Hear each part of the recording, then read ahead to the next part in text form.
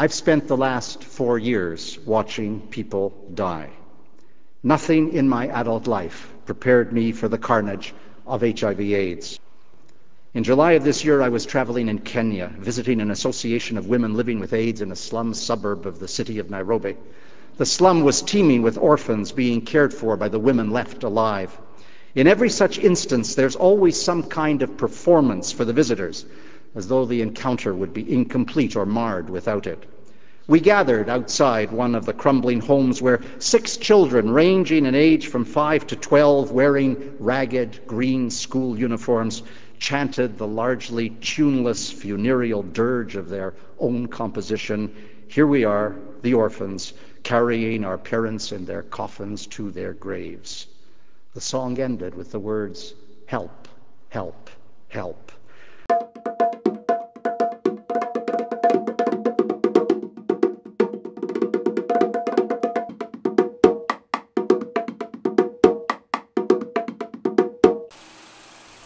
On February 22nd, the team of 4 CSTD volunteers traveled 12,600 kilometers from Toronto to Kenya.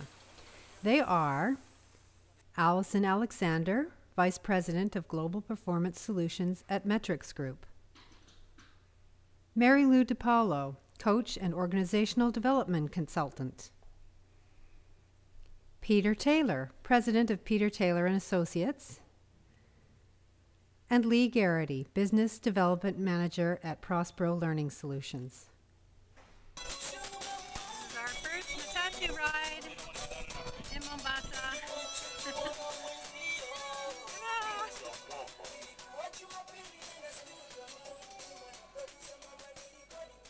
The 4 facilitators spent their first week getting oriented in their communities and preparing for their first week of training.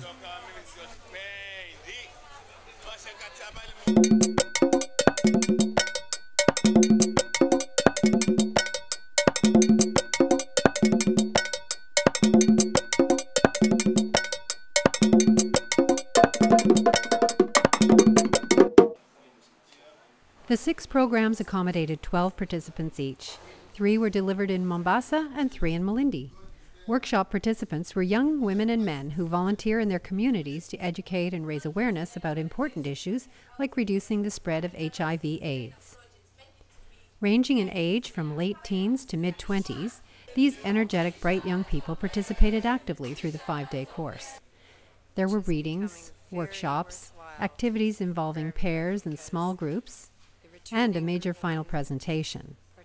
The course was designed and contributed by St. Francis Xavier and provides students with skills and techniques to design, develop, and deliver training programs in their communities.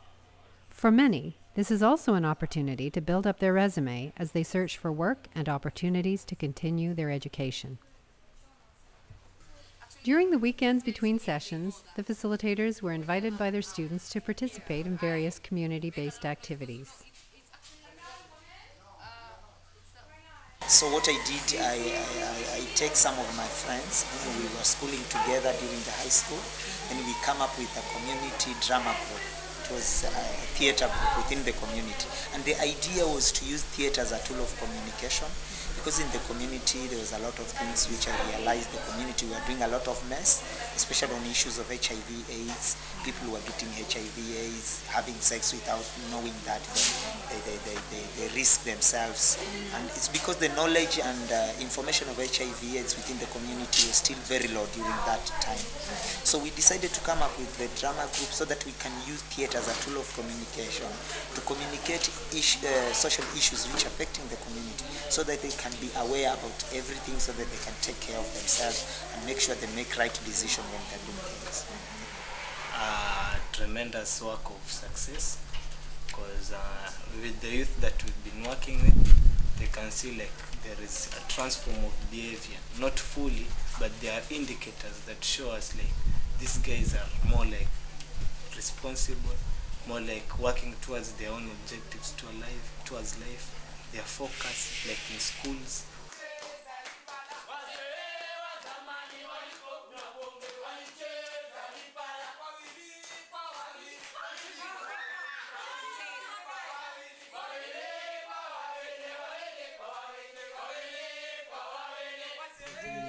Jani fahari yetu, undugu ndio nguvu, chuki na ukabila hatutaki hata kamwe.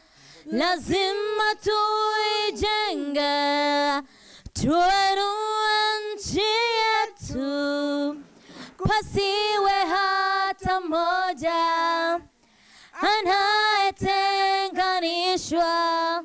Naishi natumaini, najitolea daima Kenya.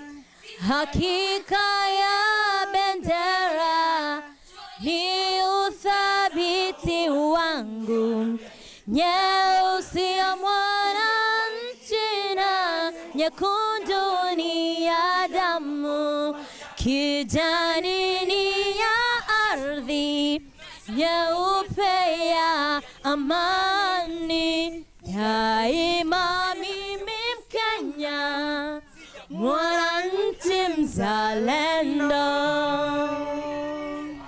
Kwa uchungu na mateso, kwa vilio na huzuni, tulinyakuliwa huru na mashujaa wa zamani. Hawakushtushwa na risasi, hawakufungwa gereza.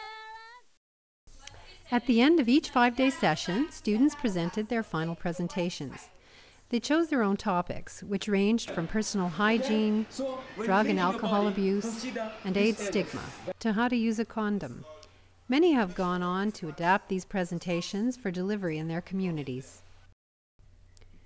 The full cohort of graduates in each city gathered for the final graduation ceremony, where local community leaders offered their congratulations and words of encouragement, and of course, diplomas were presented.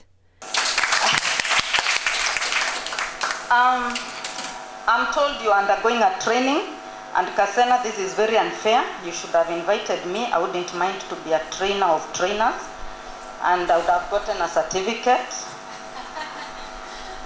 But I want to tell you something, those who are trained.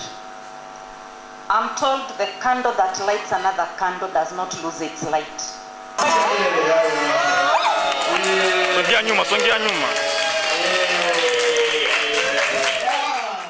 And then the party followed.